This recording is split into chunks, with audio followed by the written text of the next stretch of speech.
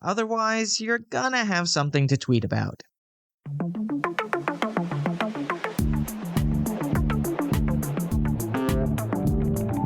Just what you've been waiting for.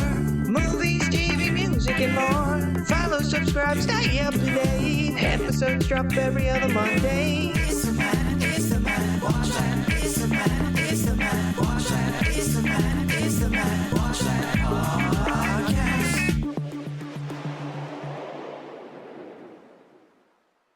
Welcome, everybody, to the Matt Watch That podcast, the place for reviews, rants, and randomness. I'm your host, Matt Seroski, filmmaker, film fan. Each episode, I'm going to watch a movie or TV pilot that I probably should have seen but never got around to. It could be a recent favorite, critic's choice, or cult classic. To join in on the conversation, follow me on Twitter, Instagram, and Facebook at Matt Seroski. You can subscribe to my YouTube page where I'll post videos and clips from the show.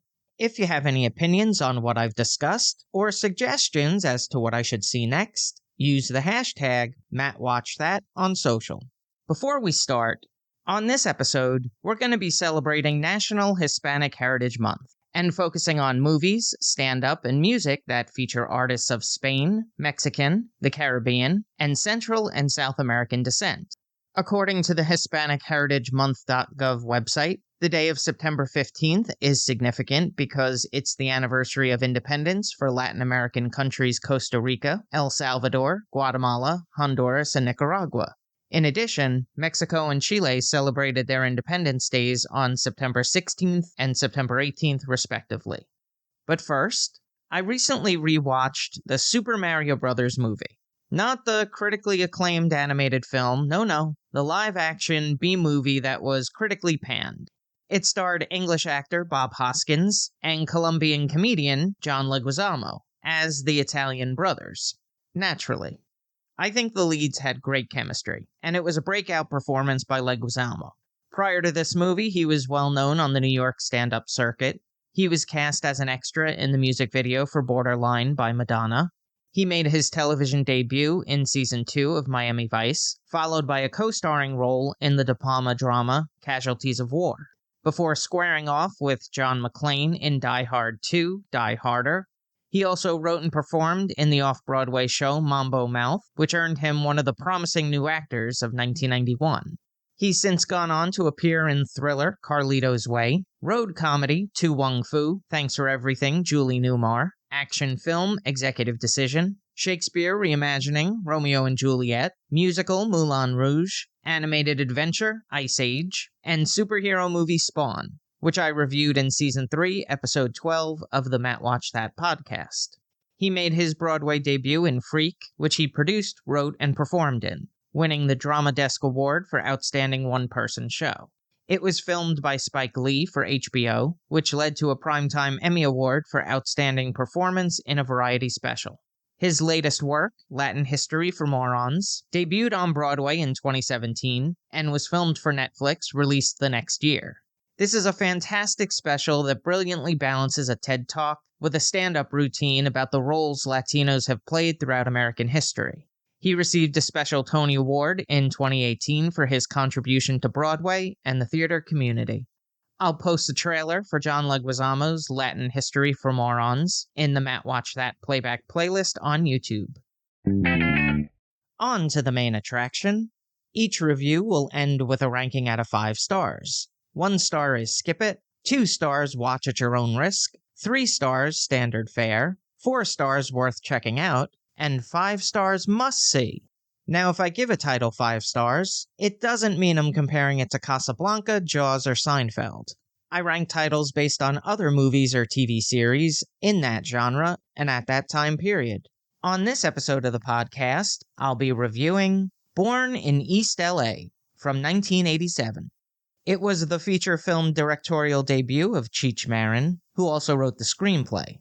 He scribed counterculture comedies Up in Smoke, Cheech and Chong's next movie, Nice Dreams, Things Are Tough All Over, Still Smokin', Cheech and Chong's The Corsican Brothers, and Get Out of My Room. In addition, he wrote the set list in the documentary The Original Latin Kings of Comedy. It was inspired by a single released 2 years prior by Cheech and Chong called Born in East L.A., which was a parody of the Bruce Springsteen hit Born in the USA. It reached number 48 on the Billboard Hot 100. It stars Cheech Marin as Rudy Robles. He was born in South L.A. to Mexican parents. He was given the nickname Cheech, short for chicharrón, a popular snack in Latin culture, by his uncle. While attending California State University, Northridge, he became acquainted with Timothy Leary, psychologist and psychedelic drug advocate, and would remain lifelong friends. After graduating, he auditioned as lead singer of Frank Zappa's band, The Mothers of Invention. To avoid being drafted for the Vietnam War, he moved to Vancouver, British Columbia, Canada, where he met Tommy Chong at the CityWorks Improv Group. The duo performed stand-up comedy routines and recorded their self-titled debut album, released in 1971. It peaked at number 28 on the Billboard 200, behind the hit skit Dave, and was nominated for Best Comedy Recording at the 14th Annual Grammy Awards. They continued to release albums to much success throughout the 70s, leading to their first movie, Up in Smoke. The stoner characters proved successful with audiences, and sequels followed. Cheech and Chong's next movie, Nice Dreams, Things Are Tough All Over, and Still Smokin'. They played it straight for the Corsican brothers before parting company. Cheech lent his voice to the character Tito in the animated film Oliver and Company, and made cameo appearances in Troop Beverly Hills, Ghostbusters 2, and Far Out Man. He was cast in the Golden Girls spin-off The Golden Palace for 1 season, 24 episodes. He returned to the big screen as Hyena Bonsai in the coming-of-age musical, The Lion King, before going back to television in Nash Bridges as Lieutenant Joe Dominguez. He played that role for 6 seasons, 120 episodes. He reunited with Chong in 2008 for a successful comedy tour, and in 2013 for Cheech and Chong's animated movie. He also appeared in Spy Kids, its sequels, Once Upon a Time in Mexico, Cars, Grindhouse, and Coco. Born in East L.A. also features Daniel Stern from Home Alone, stand-up Paul Rodriguez, political activist Kamala Lopez, and Airwolf star Jan Michael Vincent. This is something to look out for. There is a cameo by lead singer of Cameo, Larry Blackman. So let's jump into it. Rudy Robles is a mechanic who lives in East L.A. with his mother, sister Chela, and her 2 children.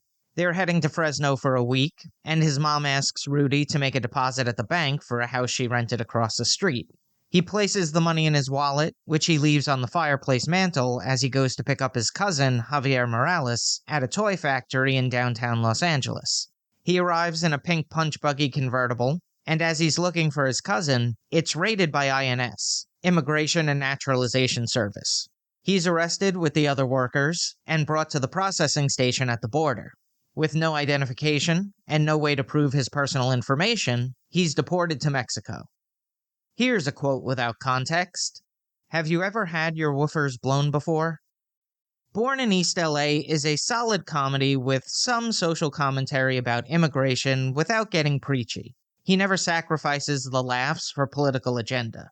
Speaking of, I'm not sure if this makes sense, but the humor is very much of the time. It has a 1980s sensibility. Sometimes it's the use of stereotypes, objectifying women, or over-the-top characters. So I'd suggest people born after the year maybe 2000 should avoid. Otherwise, you're gonna have something to tweet about. It's not a laugh riot, but it's entertaining throughout. Daniel Stern plays Jimmy, a bar owner in Tijuana who moonlights as a coyote, and has some pretty funny lines. Paul Rodriguez as cousin Javier feels underutilized considering he is a stand-up comedian, but does shine in the scenes that he's featured. A lot of the comedy comes from Rudy's multiple attempts to get across the border, and serves up the biggest laughs. Now for a little trivial trivia. A couple of scenes in the movie are improvised, most notably when Cheech Marin is standing outside the bar. The reactions from the passerbys were real. Born in East L.A. was produced by Clear Type and distributed by Universal Pictures. It was filmed in Tijuana, Mexico, and Los Angeles, California. The cinematography was captured by Alex Phillips Jr., whose filmography includes Western, Buck and the Preacher, war thriller, Foxtrot, action comedy, Firewalker, Adventure, King Solomon's Mines, and its sequel, Alan Quatermain and the Lost City of Gold. It was edited by Don Broku, nominated for a Best Film Editing Academy Award for The Fugitive, Stephen Lovejoy, who worked on episodes of Tales from the Crypt, David Newhouse, nominated for Outstanding Film Editing for a limited series or special for The Silent Lovers, and Michael J. Sheridan, who edited Romance: Endless Love. The score was composed by Lee Holdridge, who wrote the music for stay-at-home comedy Mr. Mom, romantic fantasy Splash, miniseries The Mists of Avalon, and soap opera One Life to Live. He won 2 Primetime Emmy Awards for Outstanding Achievement in Music Composition for a series, Dramatic Underscore, and Achievement in Music and Lyrics for the series Beauty and the Beast. The soundtrack featured songs by Jimi Hendrix, Neil Diamond, Zeddy, and the Cheech and Chong parody Born in East L.A. The runtime is 1 hour 25 minutes, and it grossed $17 million at the box office. On the Ski Index, I give it 3.05 out of 5 stars. Seems appropriate for Los Angeles. If you've seen Born in East LA and have opinions on the movie, let me know what you think using the hashtag MattWatchThat. Moving right along, each episode, I'm gonna post clips that I think people should watch. It could be movie trailers, music videos, interviews, or something completely random. Search for my YouTube page and there'll be a playlist called Matt Watch That Playback. Celia Cruz was a legendary singer dubbed La Guerrillera de Cuba and the Queen of Salsa. She was born in Havana, Cuba, to a housewife and railroad stoker. She was one of the eldest of 14 children living in their home. As a teenager, she would moonlight as a singer at cabarets. Her cousin entered her in a contest in the Hora del Té amateur radio program, and her performance won first prize, which was a cake. She would go on to enter other radio contests, earning money for her family. After graduating high school, she attended the Normal School for Teachers in Havana, and with the encouragement of one of her teachers, she enrolled at the National Conservatory of Music and studied music theory, voice, and piano. When she was 25, she joined La Sonora Montancera, a band that played Latin American urban dance music. She performed with the group for 15 years, recording over 180 songs, including Cow Cow Manipaico, Mata Seguerea, El Yerbero Modero, and earning a gold record for Burundanga. She signed on to the Fania record label and collaborated with American salsa pianist Larry Harlow, Dominican band leader Johnny Pacheco, and Puerto Rican percussionist Tito Puente, before joining the Fania All-Stars, singing hits Bemba Cholera and Diosa del Ritmo. In 1987, she performed a concert in Santa Cruz, which earned her a place in the Guinness Book of World Records as the largest free outdoor concert with a reported 250,000 attendees. In 1990, she won her first Grammy Award for Best Tropical Latin Performance, and would end up with a total of 3. 2 years later, Celia appeared in the musical drama The Mambo Kings, based on the Pulitzer Prize-winning novel. In 1994, President Bill Clinton awarded her the National Endowment for the Arts Award, the highest recognition granted by the United States government to an artist. October 25, 1997 was declared Celia Cruz Day in San Francisco. Her records have sold over 10 million copies, making her one of the best-selling Latin music artists. It was recently announced that Celia Cruz will become the first Afro-Latina woman to appear on U.S. currency. Her visage will be on the tails side of the quarter with her signature catchphrase, Azucar, on the commemorative coin that celebrates the accomplishments and contributions made by women. So I've selected a couple of her biggest hits. They'll all be available in the Matt Watch That Playback playlist on YouTube. Check it out. Now it's time for the recommendation. Yes, that's the word recommendation with Matt in the middle. I'm going to end each podcast with my own recommendation of a movie or TV series. Today I'm talking about Spare Parts. It tells a story of a group of students from Carl T. Hayden Community, a predominantly Latino high school in Phoenix, who enter the Marine Advanced Technology Education Center's International ROV competition, and square off against college teams from across the United States, including prestigious MIT. It stars George Lopez, Jamie Lee Curtis, Marissa Tomei, Carlos Penavega, and Alexa Penavega. It also features Jose Julian, David Del Rio, Oscar Gutierrez, Alessandra Rosaldo, and J.R. Villarreal. It was directed by Sean McNamara, who helmed another inspirational true-life story, Soul Surfer. The screenplay was written by Elisa Matsueda.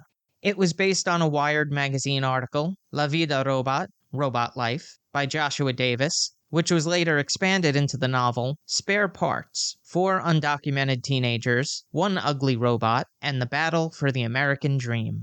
A documentary on the same subject, Underwater Dreams, was released in 2014.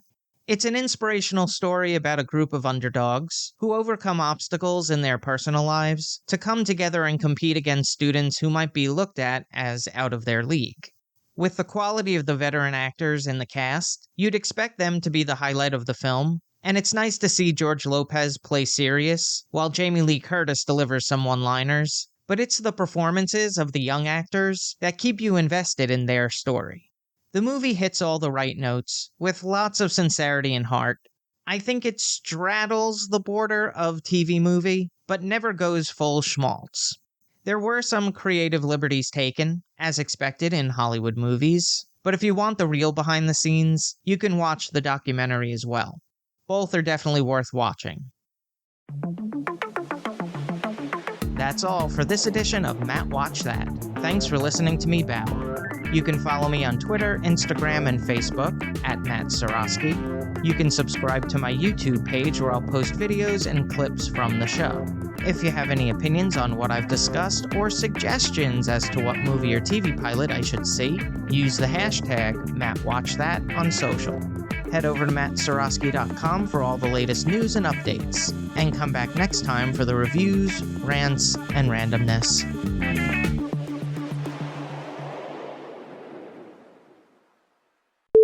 Psychologist and Alright, that word didn't make it from my brain to my mouth. He scribed culture counter as the largest free outdoor concert with a reported that's not the word. With a reported $250,000. It's not a dollar either. Followed by a co-starring role in the Bahama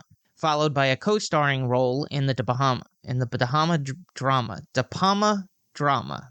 That's a tongue twister.